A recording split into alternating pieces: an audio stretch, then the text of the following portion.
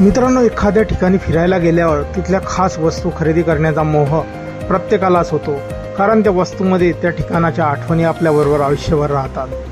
मात्र राजस्थानला भेट देणारे अनेक पर्यटक एखादी वस्तू नव्हे तर आयुष्यभर लक्षात राहील अशी माणुसकीची शिकवण बरोबर घेऊन परतत आहेत.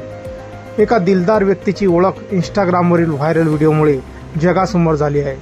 गेली 21 वर्षे निस्वार्थपणे प्रवाशांची तहान भागवणाऱ्या या वृद्ध व्यक्तीच्या सेवाभावाने हजारो नेटकऱ्यांची मने जिंकली आहेत.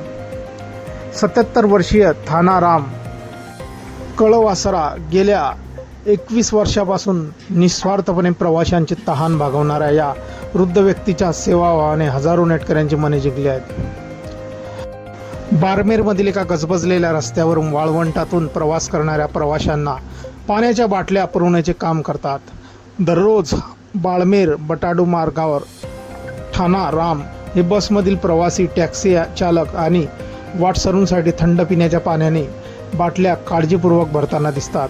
उन्हाळ्यात जिथे तापमान नियमितपणे 45 ते 47 सेल्सिअसपर्यंत पोहोचते, अशा प्रदेशात त्यांची ही साधी पण मोलाची कृती प्रवास करणाऱ्या प्रवाशांना दिलासा देऊन जाते.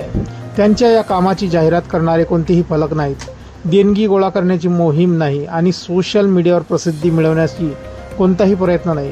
फक्त एक वृद्ध माणूस, काही पाण्याच्या बाटल्या आणि अनोळखी लोकांची तहान भागवण्याची मनापासूनची इच्छा, एवढ्याच साध्या पद्धतीने तो जवळजवळ 21 वर्षापासून प्रवाशांची सेवा करत आहे, तेही कोणतेही पैसे न घेता.